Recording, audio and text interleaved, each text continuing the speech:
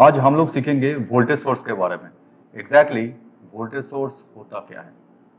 Voltage source बोले तो हम लोग कभी भी जब इसका सिंबल दिखाते हैं तो आइदर ऐसे दिखाते हैं प्लस माइनस, और कभी भी वोल्टेज सोर्स का सिंबल दिखाते हैं तो ऐसे दिखाते हैं plus minus. That means it's a battery. So एक बैटरी ड्रॉ कर लेते हैं, इसमें प्लस एंड माइनस। सो इसको हम लोग नॉर्मली बोलते हैं voltage source. Exactly voltage source का मैथमेटिकल कैलकुलेशन क्या होता है, ये अगर हम लोग नहीं जानेंगे तो वोल्टेज सोर्स के बारे में आने वाला दिन पे हम लोग कोई भी कैलकुलेशन प्रॉपर्ली कर नहीं पाएंगे। तो इसको देखते हैं क्या है। तो हम लोग समझ लेते हैं वोल्टेज सोर्स का, ये एक बड़ा वोल्टेज सोर्स है, इसके अंदर में एक सोर्स है और एक स्मॉल रेजिस्टेंस है, इंटरनल रेजिस्टेंस। तो इसको R पकड़ते हैं और इसको पकड़ते हैं E। सो एंड इस पॉइंट को हम लोग बोल देते हैं A and B point. Okay, तो अभी देखो इसमें क्या होगा कि A एंड B पॉइंट में voltage as per voltage source, इन दोनों पॉइंट में वोल्टेज ऑलवेज फिक्स्ड रहेगा, तब जाके हम लोग इसको बोल सकते हैं कि voltage source. That means the terminal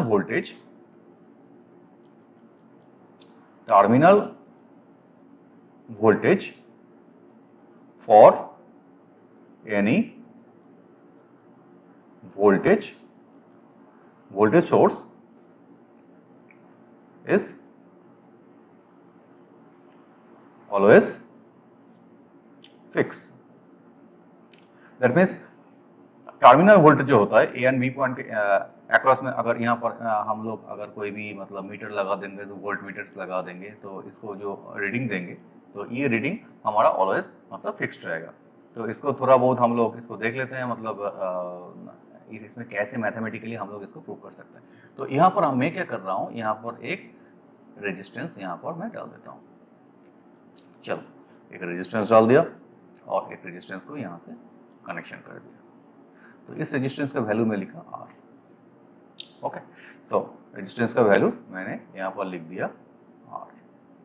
now तो यहां पर एक वोल्टेज सोर्स है, उसका इंटरनल रेजिस्टेंस सपोज हम लोग पकड़ लिए, यही है वोल्टेज सोर्स, ये है E, और इसका इंटरनल रेजिस्टेंस जो है ये स्मॉल r है, इसका इंटरनल रेजिस्टेंस। तो अभी यहाँ पे अगर हम लोग देखेंगे एक करंट फ्लो होगा ही ना, एक करंट फ्लो होगा, तो हम इसको पकड़ ले रहे I। तो इस कंडीशन पे, इस लूप में अगर हम लोग देखेंगे तो इस लूप में हमारा कितना रेजिस्टेंस है, हमारा रेजिस्टेंस हो गया 2, ये स्मॉल r हो गया और ये कैपिटल R हो गया। सो टोटल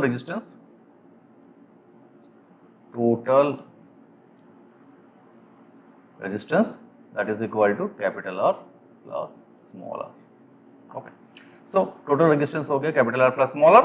तो करंट यहाँ पर कितना जाएगा, I, that is equal to, यहाँ पर वोल्टेज सोर्स कौन सा है, ये है ना। सो चलो यहाँ पर लिख देते हैं E divided by capital R plus small r। तो ये हो गया हमारा I का कैलकुलेशन। नाउ ये जो ए बी पॉइंट है, ये पॉइंट और ये यहाँ पर भी ए बी पॉइंट सेम ही है, क्योंकि यहाँ पर कोई रेजिस्टेंस नहीं है, हम लोग इसको बोलते हैं ए एंड बी पॉइंट। तो इस R के अक्रॉस में रेजिस्टेंस कितना, वोल्टेज कितना डेवलप होगा, that is very big point. So how much voltage it will be develop over here R के अक्रॉस में। तो वोल्टेज अक्रॉस R, तो हम लोग ऐसे लिखते हैं VR इक्वल टू जो करंट ऑलरेडी जा रहा है इनटू इसका रेजिस्टेंस। तो इसमें लिख देते हैं I के जगह में, ये यहाँ पर लिख देंगे I के जगह में, ये जो पॉइंट्स हैं ये I के जगह में यहाँ पर बैठेगा। ओके, तो इसको पहले हम लोग कैलकुलेट कर चुके थे, तो I के जगह में इसको लिखेंगे E divided by capital R plus small r, और इस R के जगह में यहाँ पर RD लिखेंगे। अभी अगर ऐसा होता है, इफ इट इज पॉसिबल, ये capital R plus small r, ये जो दो टर्म है, ये दो टर्म को हम लोग दूसरे से रिप्रेजेंट करेंगे। अगर ये कैपिटल R काफी ज्यादा बड़ा हो जाता है ये स्मॉल r से, तो हम लोग R प्लस कैपिटल R, ये जो टर्म है, again I am writing this one, R plus capital R को हम लोग ऑलमोस्ट इक्वल टू R लिख सकते हैं। अगर ये क्राइटेरिया फुलफिल होगा, ये क्राइटेरिया अगर फुलफिल होगा तब जाके इसको लिख सकते हैं। तो हम लोग पकड़ रहे हैं कि बैटरी का और करंट वोल्टेज सोर्स का internal resistance tends to zero है, tends to zero, this R is tends to zero, एकदम जीरो का नजदीक चला गया है, मतलब बहुत ही छोटा क्वांटिटी है। तो उस कंडीशन पे क्या हो जाएगा, बाहर का जो रेजिस्टेंस इंटरनल रेजिस्टेंस को भारी पड़ जाएगा, तो तब जगह क्या होगा, बाहर का जो रेजिस्टेंस का वैल्यू ऑलमोस्ट आर के इक्वल रहेगा। तो इस कंडीशन अगर फुलफिल होगा, देख लो ये condition is very important, this condition, ये कंडीशन अगर फुलफिल होगा तब जाके हमारा क्या हो सकता है, इसको हम लोग लिख सकते हैं E divided by capital R into R। तो क्या होगा यहाँ पर अल्टीमेटली क्या हो जाएगा, R एंड R कट जाएगा तो ऑटोमेटिकली तुम्हारे पास रहेगा E।